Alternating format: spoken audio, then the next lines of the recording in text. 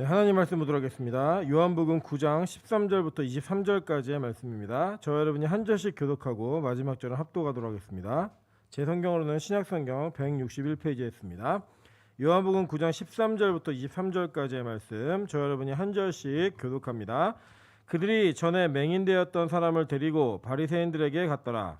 예수께서 진흙을 이겨 눈을 뜨게 하신 날은 안식일이라. 그러므로 바리새인들도 그가 어떻게 보게 되었는지를 물으니 이르되 그 사람이 진흙을 내 눈에 바르매 내가 씻고 보나이다 하니, 바리새인 중에 어떤 사람은 말하되 이 사람이 안식일을 지키지 아니하니 하나님께로부터 온 자가 아니라 하며, 어떤 사람은 말하되 죄인으로서 어떻게 이러한 표적을 행하겠느냐 하여 그들 중에 분쟁이 있었더니, 이에 맹인되었던 자에게 다시 묻되 그 사람이 내 눈을 뜨게 하였으니 너는 그를 어떠한 사람이라 하느냐. 대답하되 선지자이니이다 하니, 유대인들이 그가 맹인으로 있다가 보게 된 것을 믿지 아니하고 그 부모를 불러 묻되, 이는 너의 말에 맹인으로 났다 하는 너의 아들이냐? 그러면 지금은 어떻게 해서 보느냐? 그 부모가 대답하여 이르되 이 사람이 우리 아들인 것과 맹인으로 난 것을 아나이다. 그러나 지금 어떻게 해서 보는지 또는 누가 그 눈을 뜨게 하였는지 우리는 알지 못하나이다. 그에게 물어보소서. 그가 장성하였으니 자기를 말하리이다.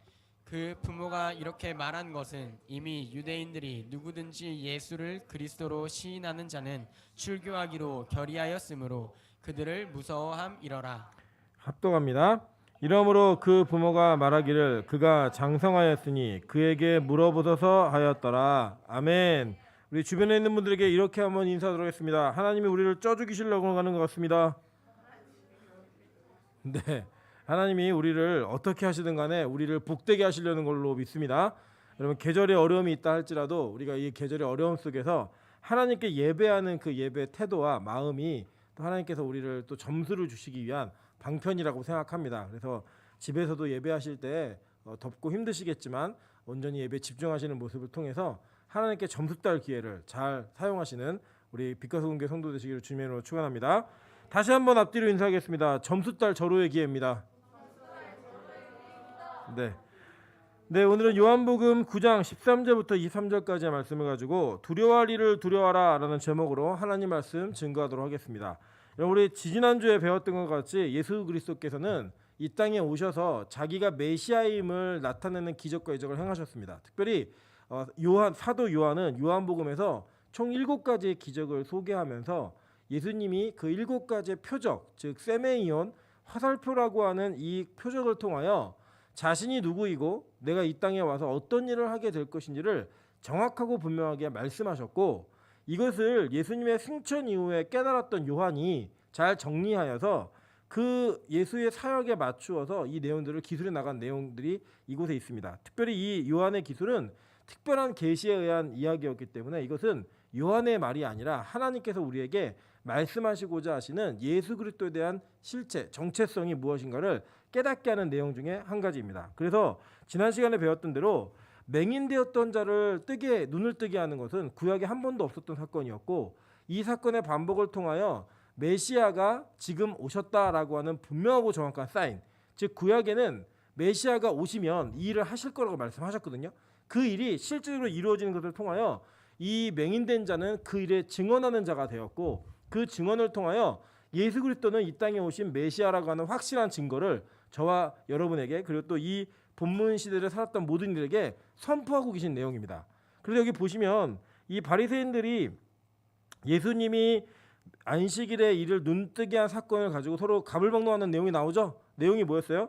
그가 안식일을 지키지 않으니까 그는 죄인이다 라고 얘기했고, 또 어떤 사람들은 야, 죄인이 어떻게 구약에 나와 있는 하나님이 보낸 자가 하실 일만을 할 수 있느냐, 이거는 말도 안 된다라고 하는 자기끼리의 분쟁이 있었다라고 성경은 이야기합니다.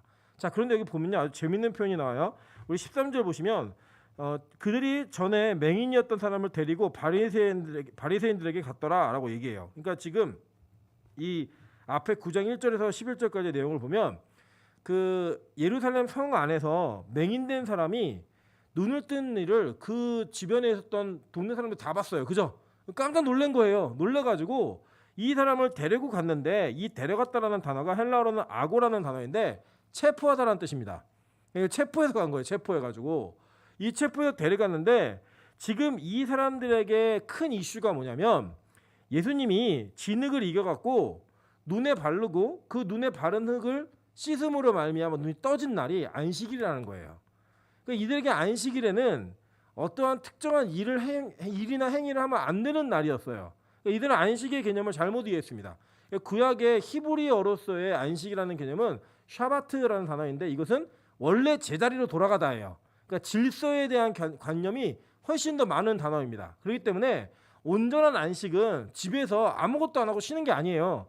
여러분 만약에 그것을 그냥 아무것도 안 하고 쉬는 개념으로 이해한다면 저와 여러분 주일날 이렇게 열심히 하면 안 돼요. 우리 기호 형제가 그러더라고요. 방금 제가 예배 시간 늦으면 안 된다 그랬더니 자기 늦을 시간이 없대요. 하루 종일 교회 있대 자기는. 그리고 늦을 시간이 없다는 거예요. 그러니까 굉장히 막 원망스러운 눈빛을 쳐다보는데 3년 동안 교회 안 나가던 애가 주님 앞에 지각하지 않는 은혜를 누리면 그것보다 더 큰 기쁨이 어디 있어요? 예, 뭐 3년 동안 안 나갔다는 걸 계속 강조하면서 3년 동안 안 나가던 놈이 놈이라고 하면 안 되는데 어쨌든 3년 동안 안 나가던 사람이 예배를 드리고 있다는 게 얼마나 큰 기쁨이에요. 그죠? 지각하지 않고. 그런데 문제는 뭐냐면 이 안식일의 개념 속에 질서 있는 원래 하나님을 예배하는 그 개념을 모르니까 안식의 개념이 그냥 쉼이라고 보는 거예요. 우리는. 그러니까 주일날만 무리하면 안 될 것 같고 무리하는 교회를 잘못된 교회라고 얘기하고 그러나 온전한 안식의 개념은요. 하나님께 온전한 예배제로 돌아가는 것을 안식이라고 얘기하는 겁니다. 그래서 이 안식은 샤바트라고 하는 히브리적 개념은 원래 질서, 창조주는 창조주의 자리로 피조물은 예배하는 자리로 돌아가서 온전한 예배를 하는 것을 안식이라고 얘기하는 거예요. 그것을 또 쉼이라고 말하는 겁니다. 그래서 여기 왜 이게 쉼이 되냐면요. 우리가 일주일 동안 살면서 하나님과의 교제를 온전하게 누리며 살지 못합니다. 그 누리며 살지 못하는 가운데 세상 일에 찌들고 세상 기준에 매여 살고 이러면서 다 스트레스를 받고 살아요. 그런 기준에 살다가 주일에 예배하는 그 시간 동안만은 하나님과의 온전한 교제를 이루는 영광스러운 시간이 되는 거예요. 그 시간을 통하여 몸과 영혼이 회복되어지고 회복되어지는 그 삶이 또 일주일 동안의 이 세상 속에서의 그리스도인으로서의 삶을 살아갈 수 있게 만들어주는 쉼이 된다는 의미로서 이 시간은 충전의 의미입니다. 충전의 의미. 그래서 그게 안식이라는 거예요. 근데 지금 이 바리새인들은 안식을 잘못 이해하고 있어요. 어떻게 이해했느냐? 일을 하면 안 되는 시간이에요. 그러니까 이거는 자신의 유익을 위한 일을 하지 말고 예배제로 돌아가라 이거인데 이거를 잘못 이해해가지고 지금 예수님이 맹인의 눈을 뜨게 한 사건을 갖고 시비를 거는 거예요. 안식일인데 그 일을 했다라고 얘기하는 거예요. 여러분 다른 성경에서도 나오지만 이 안식일에 바리새인들이 이런 얘기하는 거 보고 예수님 묻습니다. 니네들 너의 소나 양이 구덩이에 안식일에 빠지면 안 건지니? 물어요. 그러니까 자기의 유익과 관련된 일은 하는 거예요. 하면서 여전히 이것들을 하지 않는 것들을 봅니다. 그래서 여러분 보세요. 주일이 안식이기 때문에 무리하면 안 된다라고 하는 분들은 안식일에 집에만 있는 게 아니에요. 놀러 가고 등산하고 자기를 다 합니다. 그런 일은 온전한 쉼이라고 생각하는 거예요. 아니에요. 절대 그렇지 않아요. 그런데 여기 보면요. 지금 이 사람들은요. 눈을 뜬 자들이 눈을 감았다가 뜬 자를 바라보면서 놀라는 기준이 다른 거예요. 어떻게 다르냐? 이 기적이잖아요, 여러분. 기적 아니에요? 큰 이적이잖아요. 그 큰 기적과 이적의 개념으로 상대방을 바라보는 것이 아니라 지금 안식일에 눈을 뜨게 했다라는 게 더 큰 이슈인 거예요, 이 사람들은. 그러니까 진짜 봐야 될 거 못 보는 거죠. 진짜 깨달아야 될 걸 못 깨닫고 이거 아무것도 아닌 일을 가지고 지금 매달려 있는 거예요. 그걸 붙들고 있는 거예요. 그래서 여기 본문에 보면요. 이 안식이라고 하는 것 때문에 논쟁이 되어진다는 거예요. 여러분 봅시다. 누가 진짜 맹인입니까? 눈을 평생 감고 있다 뜬 사람이 맹인일까요? 아니면 눈을 평생 뜨고 있었지만 진짜 예수께서 하신 일의 의미가 무엇인지를 깨닫지 못하는 자가 맹인일까요? 우리는요 실제 그렇게 하는 경우가 참 많다라는 거예요. 제가 저희 교단의 일인데 어떤 일이 있었냐면 우리 교단에서 여전사님이 죽기 직전에 사람을 전도하다가 죽기 직전에 분이 영접을 하신 일이 있어요. 이 죽기 전에 영접을 하신 분이 세례를 받고 싶다 그래갖고 세례를 했습니다. 이 세례를 했더니 난리가 난 거예요. 여전사가 세례를 줬다고. 그래갖고 이게 그 교단의 그 재판국까지 회부가 됩니다. 결론은 뭐가 됐느냐? 그 세례는 인정한다. 다시는 하지 말아라라고 얘기하는데 저는 그 얘기를 들으면서 안타까웠습니다. 그냥 재판국까지 갈 일이 아니라 그 세례를 인정해주고 다시 하지 말아라고 얘기하는 그 질서의 문제를 간단히 끝냈으면 돼요. 재판할 일 아니에요 이거. 여러분 이거 저는 전도사인데 못 죽은데요. 그 무슨 의미가 있어요? 그거 아니잖아요. 사실 이게 사람끼리 질서의 문제를 왜 세우는 거지 하나님이 해라 하지 마라 정해놓은 게 아니라고요. 영혼이 죽다가 살아나고 영혼이 회복되고 있는데 그걸 뭘 못해요. 근데 우리는 그것이 진짜 첫 번째 기준이 아니라는 거예요. 여러분 개교의 중심주의 문제잖아요.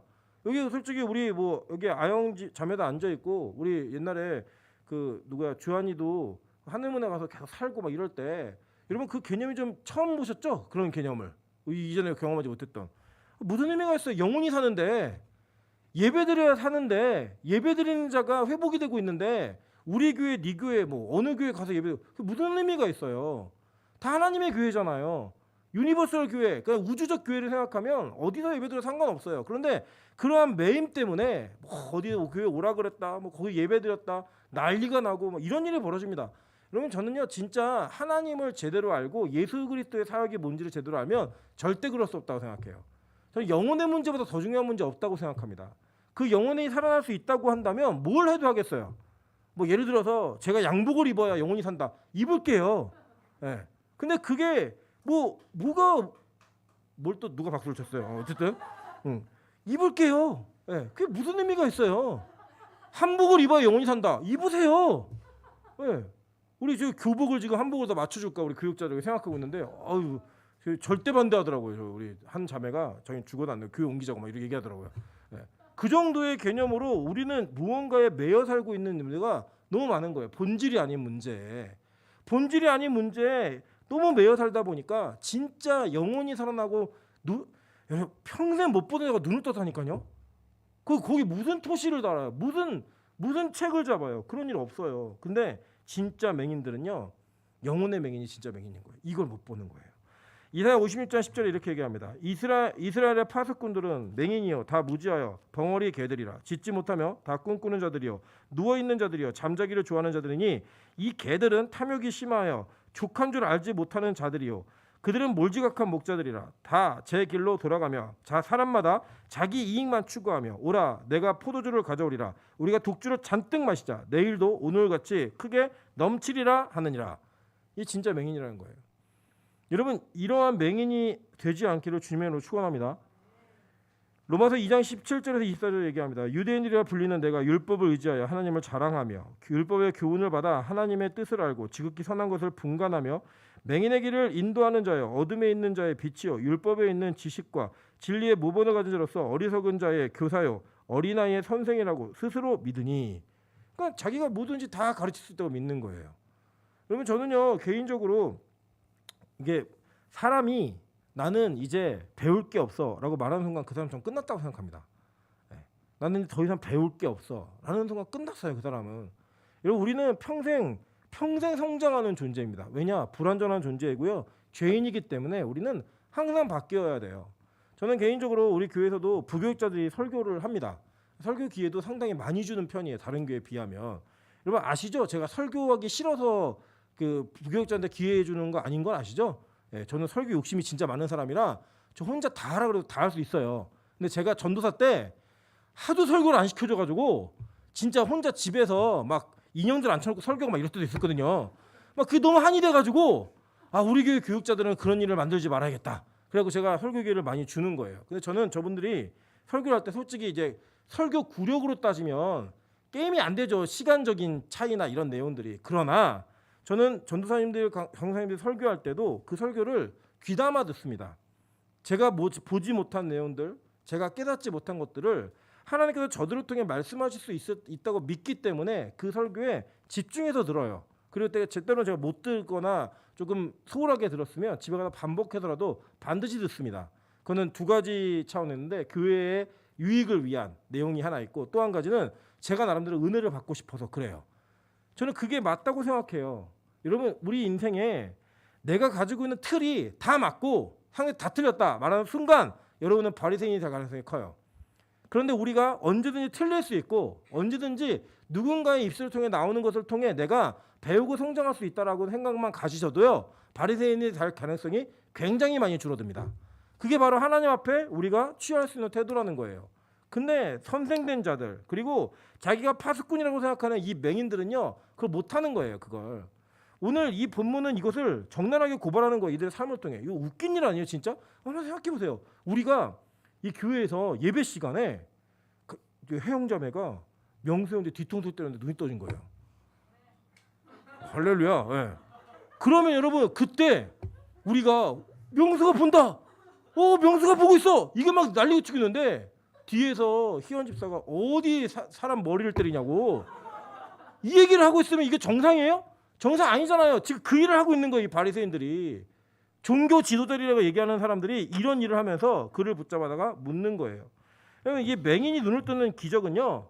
구약에 메시아만이 할 수 있는 일이라고 정확히 얘기했어요. 그래서 그게 간제 나눠드린 3번, 4번, 5번이에요. 근데 제가 안 읽을 거예요. 왜냐하면 많이 했었고 여러분이 시간을 아끼기 위해서 시간이 오해되는 시간이 없어요. 그리고 오늘 보니까 선풍기가 중간에 꺼져간 순간 제가 이번에 양산 가서 기도를 하는데 양산을 막 기도를 하다가 선풍기가 탁 꺼진 거예요. 근데 그때 기도가 엄청 이렇게 뜨겁게 올라오고 있었거든요. 근데 선풍기 딱 꺼지는 순간 성령님이 떠나시는 거예요.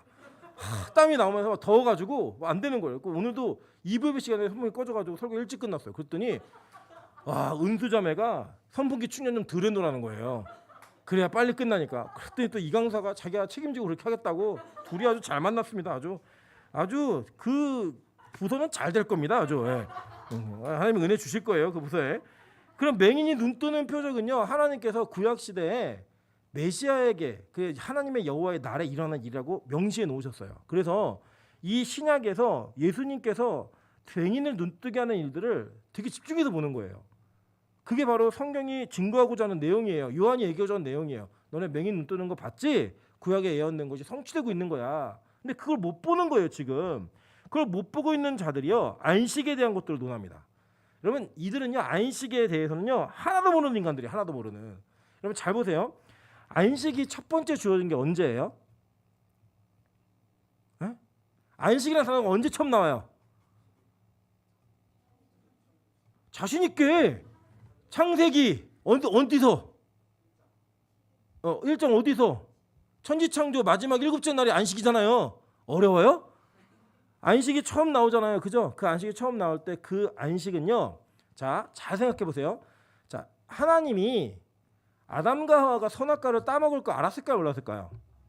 모르면 하나님 아니죠. 그죠? 아셨어요. 그러면 첫 번째 안식이 깨어질 거라는 걸 아셨어요? 모르셨어요? 아셨어요. 그죠? 그런데 하나님 그걸 허용하신 거예요. 허용하셨지만 하나님은 그 첫 번째 안식이 깨어질 것을 분명히 아셨어요. 왜냐하면 안식이 만약에 이런 관점을 생각해 보세요. 안식이 피조물과 창조주와의 관계성이다. 그래서 섬기는 자와 섬김을 받을 자의 관계성이라고 한다면 선악과를 따먹는 걸로 인해서 이 안식은 깨져요, 안 깨져요? 깨지는 거예요. 왜냐하면 피조물이 하나님처럼 되고 싶었거든요. 창조주처럼 되고 싶었거든요. 깨진 거예요. 그럼 하나님이 그 깨진 걸 보고 이거 어쩌나? 이거 깨졌네? 어떡하지? 이러면 하나님이 아니에요. 아니죠. 여러분 하나님이요. 여러분의 행동을 예상하지 못해가지고 어머 큰일 났네. 나 송교가 이럴 줄 몰랐는데.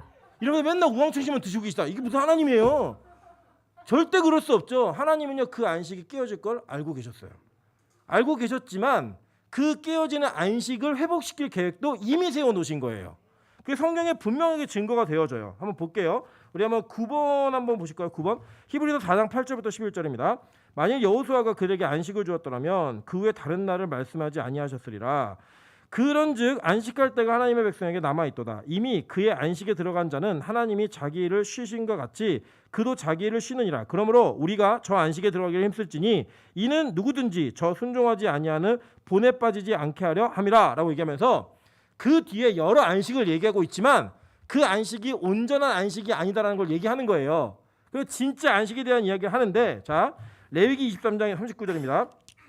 너희가 토지 소산 거두기를 마치거든 7째 날 15셋 날부터 이래 동안 여호와의 절기를 지키되 첫날에도 안식하고 8째 날에도 안식할 것이오 라고 얘기했어요. 자 그리고 레위기 12장 7절에 보면 8째 날에는 그 아이의 포피를 벨 것이오 라고 얘기하죠. 자, 이 포피를 벨 것 할례죠. 할례는 히브리의 원어로 물이라고 하는 단어에 어원을 두고 있다고 했죠. 쪼개짐, 그죠? 베리트라는 언약과도 연결돼 있고 그 쪼개짐이 십자가에서 예수가 쪼개짐과 연관성이 있다는 거 우리가 이미 배웠어요. 네, 제가 분명히 창세기 할 때 얘기했다고요. 네. 자 보세요. 그리고 마태복음 28장 1절이에요. 안식일이 다 지나고 안식 후 몇째 날? 첫날이 되려는 새벽에 막달라 마리아와 다른 마리아가 무덤을 보려고 갔더니 라고 얘기해요. 그죠? 자 그리고 요한복음 20장 19절 보면 이날 곧 안식 후 첫날 저녁 때에 제자들이 유대인들이 두려워하여 모인 곳에 문을 닫았더니 예수께서 오사 가운데 서서 이르시되 너희에게 평강이 있을지어다 라고 얘기하셨어요. 자 보세요. 지금 구약에서는 안식의 개념을 안식하라 라고 하는 명령을 여덟째 날이라고 하는 것에 두었고 또 쪼개진 그러니까 이 땅의 인간의 실수와 잘못 죄악으로 인해 쪼개진 하나님과의 안식의 관계가 회복되어지는 표식으로 주신 그 언약이 난지 며칠 만에 하래요? 8일 만에 할례를 하라고 얘기했잖아요. 8일 만에 하라라고 얘기했어요. 그리고 예수님께서 신약시대로 넘어와서 언제 부활하세요? 안식 후 첫날에 부활하시는 거예요. 자 그럼 이걸 맞춰볼게요. 우리가 지금 제가 도표를 하나 그려드렸는데 띄워주세요. 있나요? 송교가 안 만들었어요? 쪼개버리는 것보다. 네, 있죠. 자 보세요. 자 유대인들의 안식은요 토요일이에요. 요일로 따지면 토요일인데 따지면 이게 토요일이 안식일이라 그러면 첫째 날은 주일이 되겠죠. 지금의 주일. 그러면 1, 2, 3, 4, 5, 6, 7 그래 일곱째 날이 안식일이에요. 그리고 안식 후 첫날이죠. 즉 그럼 8일째예요. 그죠? 이 안식 후 8일째 첫날에 하나님이 안식하라는 명령을 이미 구약에서부터 내리고 있고 그 8일째 되는 날에 표피의 끝을 베어내는 것을 통하여서 할례라고 하는 언약을 내리셨고 그리고 신약시대로 넘어와서 예수님께서 언제 부활하세요? 안식 후 첫날에 부활하시는 거예요. 그래서 진정한 안식인 부활, 우리의 죽음 이후에 영원한 생명을 누리게 되는 부활의 삶으로 이어지는 데까지 이 내용들이 8일째랑 연결이 되어 있는 거예요. 이해되셨죠? 무슨 말인지. 그래서 하나님은 깨어질 안식을 아셨어요 이미. 그래서 구약의 여러 증거들 속에 여러 언약들과 절기들 속에 8이라고 하는 것들을 심어 놓으신 거예요. 심지어는 이 몸이 깨끗하게 되면 제사장들에게 8일째 가서 몸을 보여주라고 얘기해요. 그러니까 죄로부터 깨끗하게 되어진 자, 부정함으로부터 정결하게 되어진 자가 8일째 되는 날까지 기다렸다가 확인하고 제사장들에게 자기 몸을 보이라라고 얘기합니다. 그러니까 이 8이라고 하는 숫자를 통하여서 하나님께서는 예수를 통한 온전한 안식이 앞으로 이루어질 거다라고 하는 것들을 이미 힌트로 심어 놓으셨고 그 힌트가 언제 성취되는 거예요? 예수의 부활 사건 때 성취가 되는 거예요. 부활이 무슨 개념인데요, 여러분? 깨어진 안식으로부터 다시 안식으로 들어가게 되는 영원한 삶에 대한 통로가 되는 거예요, 부활이. 그 예수의 부활을 믿음으로 말미암아 저와 여러분이 영원한 죽음, 첫 번째 깨어진 안식의 결과로부터 구원함을 받는 거예요. 그게 온전한 안식이라고요. 그 안식이 예언되어져 있기 때문에 이 안식의 주인이 누구예요? 예수 그리스도고 지금 깨어진 안식일보다 앞으로 회복되어질 안식에 예수는 더 집중하고 있기 때문에 이 안식일이 별로 중요하지가 않은 거예요. 만약에 이 안식이 계명적으로 그리고 성경신학적으로 중요한 개념이라면 지금도 지켜야 돼요 우리가. 근데 그거 안 지키잖아요. 토요일을 안식으로 지키는 게 아니라 우리가 주일을 예배하는 게 왜 예배해요? 주일날? 할 일 없어서 뭐 태양신의 섬기는 로마 그런 거 아니에요. 안식 후 첫날 예배하기로 부활의 그 감격이 있기 때문에 이것이 우리에게 새 언약이 되어서 예배하는 안식이 된 거예요.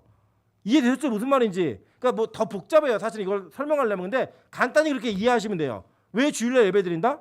예수님이 부활로 영원한 안식의 문을 여셨기 때문에. 그렇게 얘기하면 그냥 맞아요. 그냥 여러분 수준에서는 그게 딱 답이에요. 답. 그렇게 여신 거예요. 그래서 우리가 그 안식에 대한 개념을 이제는 구약적 개념도 아니고 옛날에 유대인들이 지켰던 개념도 아니에요. 그래 여러분 청교도들이 막 주일날 돈 안 쓰고 막 이런 거 있잖아요. 물론 그 정신은 우리가 본받을 수 있어요. 그러나 그것이 법이 되면 안 돼요. 주일날 예배를 잘 드리기 위해 밥을 먹는 거는 돈 써도 돼요. 근데 주일날 예를 들어서 예배 아닌 다른 것들에 집중하면서 돈 쓰는 거 하면 안 돼요. 하나님과 관계 속에서만 하는 거예요. 이해되시죠? 무슨 말인지. 그런 관계를 통하여서 하나님께서 우리에게 온전한 안식이 무엇인가를 가르치고 있는 거예요. 예수님은 내가 안식일의 주인이고 이 안식일의 주인으로서 이 안식보다 더 큰 안식이 있기 때문에 지금 너희가 이 안식일에 눈을 고치고 이게 중요한 게 아니라 눈뜬 자가 어떤 안식을 누리게 될 것인가 이것이 중요하다는 얘기를 하는 거예요. 근데 이걸 못 깨닫는 거예요. 이게 못 깨닫고 이것을 가지고 시비를 걸고 이걸 가지고 문제를 삼는 자들 앞에서 벌벌 떨고 있는 거예요. 누가요? 지금 이 맹인된 자의 부모들이. 여러분 잘 생각해 보세요. 자식이 부모보다 잘 되면 부모가 기분이 나쁠까요? 이 자식 봐라. 나보다 고등학교 때 성적 더 좋네. 너 일로 와봐. 공부하지 마 오늘부터. 이런 부모가 어디 있어요? 자식이 부모보다 더 머리가 좋고 똑똑하니까 부모가 열받아가지고 어떡하지? 이러면 이럴 것 같아요. 제가 찬수하고 팔씨름을 전심으로 다 졌어요. 어떤 기분이 들까요? 나 이제 끝났구나. 나는 이제 이 집에서 나가야겠다. 이런 생각이 들까요? 부모가 얼마나 뿌듯하겠어요. 내 자식이 나를 능가했구나. 드디어 내 자식이 나보다 더 열심히 살아서 무언가 얻어낸 것이 나보다 더 많은 것들을 이루었구나. 이게 기쁨 아니에요?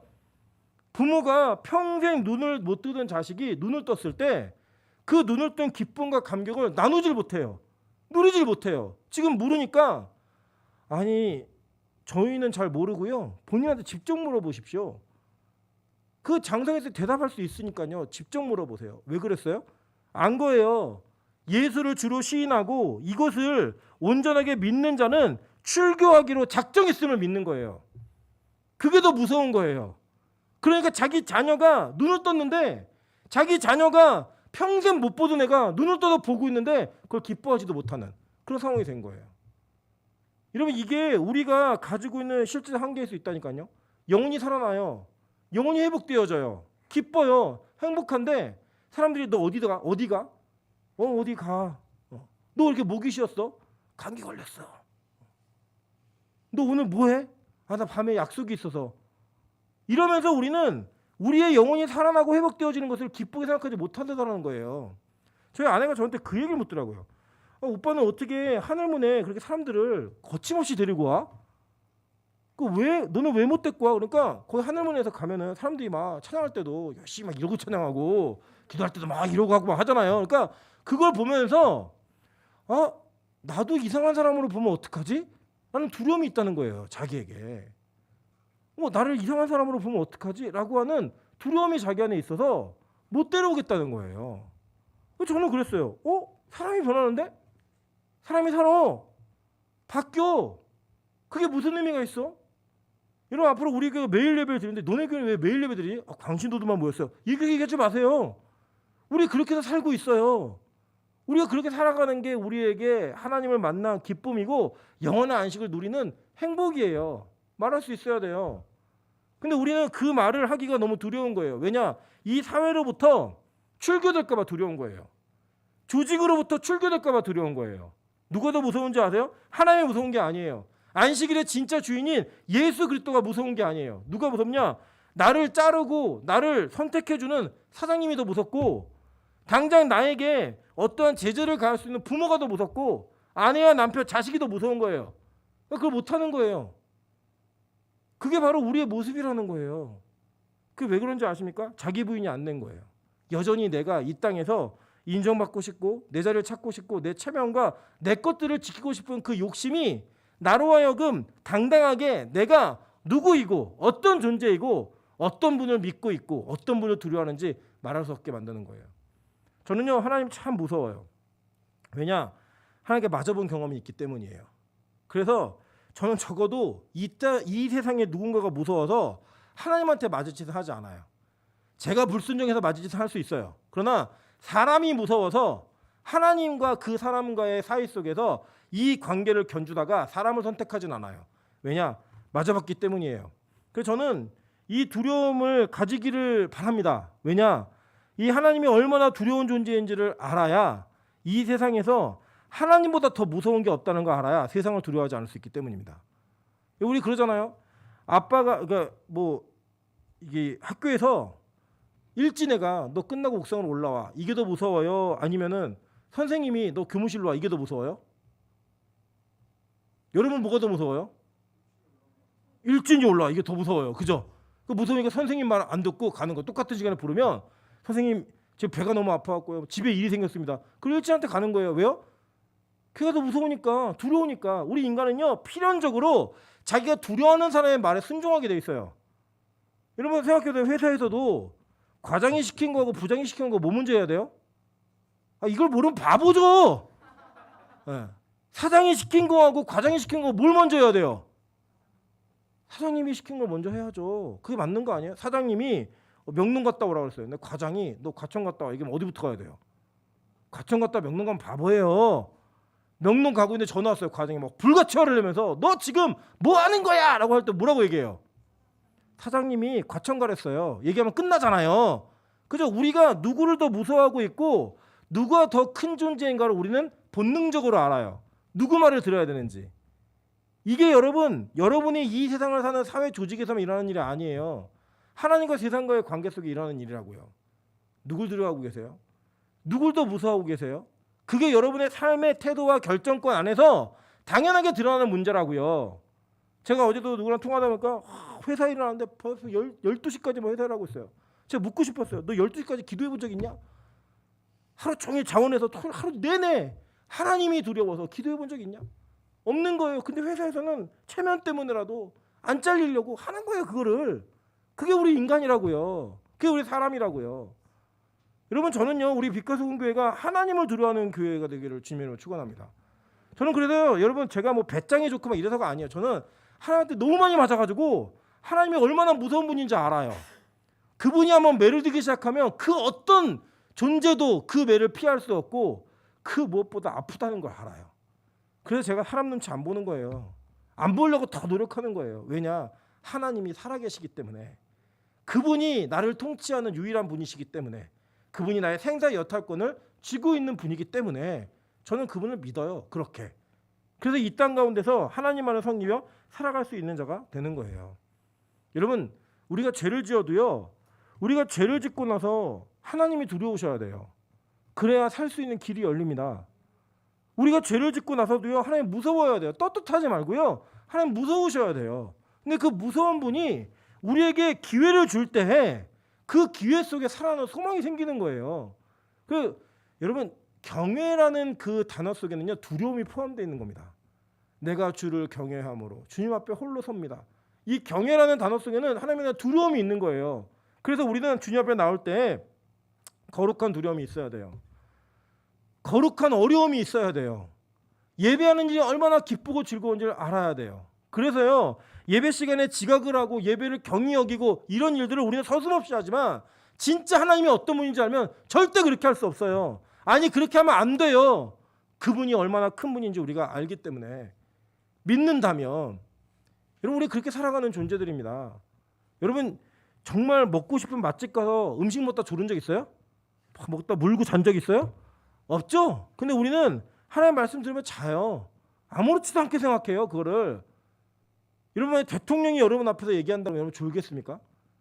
BTS가 와서 얘기하고 김태희가 우리 때 너무 늙었나? 김태희가 와서 얘기하고 요새 누가 유행이에요? 여자애들 중에 쯔이 뭐 이런 애들 와서 얘기하고 그래도 아니에요? 아니래요. 미안해요. 어쨌든 그건 내가 세상을 몰라요. 어쨌든 그런 예쁜 애들이 와가지고 여기서 찬양하고 막 율동하고 막 이러면 희연이가 하는 건 훨씬 낫겠죠, 그죠? 잠은 들으겠죠, 막. 그럼 막 가끔씩 막 손도 흔들어주고 눈도 마주치고 막 이러면 막 우리가 어쩔 줄 몰라 할 거예요, 막. 안 졸아요. 근데 우리가 하나님 앞에서 예배할 때는 그게 잘 안 되더라는 거예요. 여러분 우리는 실제로 정말 두려워할 분이 누구인지를 정확히 아셔야 됩니다. 내가 정말 두려워할 대상이 누구인지 정확히 알아야 돼요. 근데요, 지금 이 부모는 자기들의 인생의 가장 큰 기쁨을 정말 두려워야 될 분 앞에 두려워하는 게 아니라 두려워하지 않아도 될 자들 앞에 두려워하고 있어요. 뭐 때문에 그럴까요? 출교가 너무 무서운 거예요. 그들로부터의 격리, 그들로부터의 단절됨이 너무 두려운 거예요. 여러분 예수를 진짜 만나잖아요. 그리고 그 감격 속에 살잖아요. 그러면 끊어집니다.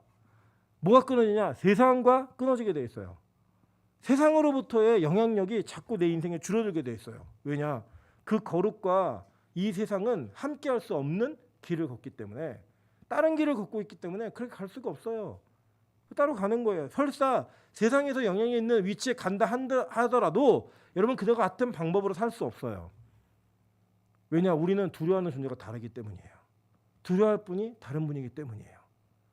예수님께서는 이렇게 얘기합니다. 마태복음 16번, 마태복음 10장 26절부터 28절입니다. 그런즉 그들을 두려워하지 말라. 감추인 것이 드러나지 않을 것이 없고 숨은 것이 알려지지 않을 것이 없느니라. 내가 너희에게 어두운 데서 이르는 것을 광명한 데서 말하며 너희가 귓속말로 듣는 것을 집 위에서 전파하라. 몸은 죽여도 영혼은 능히 죽이지 못하는 자들을 두려워하지 말고 오직 몸과 영혼을 능히 지옥에 멸하실 수 있는 이를 두려워하라. 이분이 하나님입니다. 예수 그리스도가 두려워할 자가 누군지를 정확히 알려줬어요. 두려워할 이가 누구인지를 정확히 알려줬습니다. 오늘 이 부모들은요, 자기들의 감격만큼 기뻐해야 될 일들이 그들이 이 세상을 두려움으로 말미암아 누리지 못했어요. 누구는 얘기하는 줄 아세요? 이 맹인은요, 자기가 눈을 떴잖아요. 눈을 뜨니까요, 처음에는 그 사람이 했어요. 선지자가 했어요. 하늘로부터 온 자가 했습니다. 나중에 뭐라 하는지 아세요? 주여, 내가 믿습니다. 라는 고백을 통해 예수 그리스도를 주로 영접해요. 그 결과가 뭔지 아세요? 출교였어요. 근데 그는 안 거예요. 자기가 눈뜬 사건을 통해서 보니까, 율법을 더듬어 보니까 성경 말씀에 나를 눈을 뜨게 하신 분이 있어? 이건 구약에도 한 번도 없었는데, 내가 듣도 보도 못한 일인데 이분은 메시아구나, 이분은 그리스도이시구나. 그래서 그분을 믿게 된 거예요. 저는 여러분이 이 세상에서 두려워할 일을 두려워할 수 있는 유일한 방법이 있다고 생각합니다. 이 감격을 체험하면 돼요. 맹인이었던 저와 여러분의 눈이 띄어지는 사건을 여러분 직접 체험하시면 돼요. 그럼 그 체험 속에 그 어떤 것도 두렵지 않는 용기가 생겨요. 비웃어? 그래, 마음껏 해. 너희들은 몰라. 체험해보지 않았으니까. 맹인이요, 여러분 눈을 떴다니까요. 눈을 떴다고요. 아까 제가 비유로 들었지만, 만약에 명수 형제가 혜영자매한테 뒤통수를 맞고 눈을 떴어요. 그걸 먹고 막 희연이가 화를 내요. 왜 우리 오빠 뒤통수 때렸어? 라고 얘기할 때 명수 뭐라 그러겠어요? 조용해. 내가 눈을 떴다고. 뭐가 더 중요한지 네가 알아? 헤어져. 헤어지는 거죠. 그렇게 되는 거예요. 눈을 떴다니까요, 눈을. 그 어떤 것도 두렵지 않은 거예요. 그게 무슨 편 들어주는 게 아니고요. 그거는 사람을, 영혼을 죽이는 일이라고요. 저는 우리 빛가성교회가 이런 교회가 됐으면 좋겠습니다. 여러분, 우리 교회요, 교회 안 올 것 같은 애들이 왔으면 좋겠어요. 빨주노초 파란보에 머리도 색깔하고, 지금 오늘도 있어요, 하나. 원래 있던 애가 바뀌긴 했지만, 보면요, 우리 어른들은 이게 불편해요. 할머니야? 막 이러면서 머리 잘라버릴까? 막 이런 그 고민이 되고 막 힘들어요. 옷도 막 희한한 거 입고 막 이러면 막 괴로워요. 괴로운데요. 아니, 그 무슨 의미가 있어요? 아니, 설사 비키니 입고 오면 어때요? 예수를 영접하고 천국 가겠다는데. 물론 이제 가려주긴 가려야죠. 담요로 덮어주고 헐벗은 애들을 꼬매주고 이렇게 해야죠, 우리가. 그러나 그 모습 자체 때문에 그 영혼들을 다치게 하지는 말자는 거예요. 담배 피는 애들이 오면 어때요? 얼마나 큰 은혜야. 담배 피는 애들이 주일날 여기 왔다. 술 먹고 와서 예배 드리고 있다. 감격 아닙니까? 술 먹은 애들이 여기 와서 예배 드린다는 게, 깡패들이 여기 와서 예배 드린다는 게. 여러분, 솔직히 여기다가 일진 갖다 놓고 노숙자 갖다 놓고 그러면 우리 같이 예배 드릴 수 있을까요? 코 막고 마스크를 3겹 4겹 쓰고 난리가 날 거예요. 교회를 더럽게 했다는 등 막 가운데 소금 뿌리고 닦고 별의별 짓 다 할 거예요. 그러나 저는 우리가 눈으로 구원받을 자와 구원받지 못할 자를 판단할 수 없어요. 그래서 그걸 판별하지 않았으면 좋겠어요. 영혼이 살아나고 있다면 여러분 마음에 너무 불편해도, 아무리 불편해도 그 불편함이 영혼들을 죽이는 일을 하진 않았으면 좋겠어요. 저는 정말 그렇게 되기를 바랍니다. 앞으로 여러분, 제가 보니까요, 제가 90년생이 온다라는 책을 읽어봤더니 제가 꼰대더라고요. 이게 감당이 안 돼요. 제가 얼마 전에도 얘기를 듣다 보니까 제 친구가 수석 부목사로 있는 교회에서 30대 초반 목사들에게 오늘 교회 일이 많으니까 좀 같이 늦게까지 좀 일을 하고 가자고라고 얘기했더니 자기들은 일이 끝났고 추가 근무 수당을 주지 않으면 일을 못 하겠다고 집에 갔대요, 다. 그래서 막 그 얘기를 막 너무 속이 상해하는 거예요. 막 우리 때는 어떻게 했는지 아냐 막 그러면서 라떼는 말이야 계속 얘기하길래, 야, 너 꼰대 임마. 그래도 걔네들이 사역하고 있잖아, 이 어려운 시대에. 그냥 인정해 주자. 그냥 그러고 말았어요. 말았는데 사실 속상해. 저도 진짜 못 보겠어요. 만약에 우리 노대현 교사가 그런다. 지금 토요일입니다. 연락하지 마시오. 전화 끊었다. 그래, 너 계속 쉬어라. 그러고 저는 그냥 아예 연락도 안 하고 문 잠가버릴 거예요, 그냥. 저도 그럼 꼰대예요. 저도 아직 꼰대. 꼰대이지만 저희 마음 가운데 여유를 갖기 시작하자는 거예요. 진짜 본질이 무엇인지, 진짜 우리가 생명을 살리는 일이 무엇인지 그것에 집중하다 보면 그럴 수 있죠. 제가 이게 최근에 보니까요, 그 누구야, 우리 산이하고 막 얘들 있잖아요. 얘네가 축구하는 축구부 애들이에요. 그래갖고 우리 강도사님이 말씀 연구는 안 하고 축구 연구만 열심히 해요. 유빈이는요, 자기 본업이 뭔지 모르겠어요. 거기 막 집중 열광해가지고 예배 드리면 저기 막 야 소리가 나고 난리가 나요. 골 하나 넣으면은 강도사와 교사가 애들을 이겨보겠다고 시뻘개져가지고 연습하고 앉아 있어요. 그거를. 그걸 보면 답답하죠. 야, 저게 목자냐 사꾼이냐 막 여러 생각이 들죠. 저는요, 진정한 목자 같아요. 걔네들이요, 강도사님을 이기고 싶어서 교회를 열심히 와요. 예배를 드려요. 그리고 강도사님이 자기보다 잘한다는 것 때문에 경외하는 눈빛으로 봐요. 내가 강도사님을 경외함으로 강도사님 앞에 피파를 들고 섭니다. 이러면서 딱 서요. 그런 거 보면서 저걸 통해서라도 복음이 전해진다면 더 좋은 오락기라도 사주자. 이게 우리 마음이 되어야 됩니다. 저걸 통해서라도 저 아이들이 살 수 있다 그러면 그렇게 좀 해주자 라고 하는 것을 통해 진짜 영혼이 살아날 수 있는 길들을 찾아가는 저 여러분이 되시고 우리 교회가 되기를 주님의 이름으로 축원합니다. 만약에 어른들에게 불편하실 수도 있는 내용입니다. 그러나 저도 사실은 제가 영성이 좀 올드하잖아요. 저희 어머니 영향도 많이 받았고 기도원에서 컸기 때문에 저도 이렇게 영성이 막 세련되고 막 이러지 않아요. 막 지금 뭐 성령님께서 말씀하십니다 뭐 이런 거 못해요. 저는 쫙 하고 기도하지 뭐 지금 음성으로 말씀을 조용히 하고 들으시다 뭐 이런 거 못해요. 세련되지 않았어요. 그러나 그 불편함이 저에게도 있지만 영원히 살 수 있는 일이라면 우리가 무언가를 포기하고 무언가 내려놓고 내 눈을 바꿔서라도 그 영혼이 살아나는 일에 집중할 수 있는, 그리고 이 땅에서 그런 일 때문에 우리가 소외받는다면 감사함으로 감내해낼 수 있는 진정하게 두려워야 될 자들이 누구인지를 알고 하나님을 두려워할 줄 아는 저 여러분 되시기를 주님의 이름으로 축원합니다. 이간 같이 한번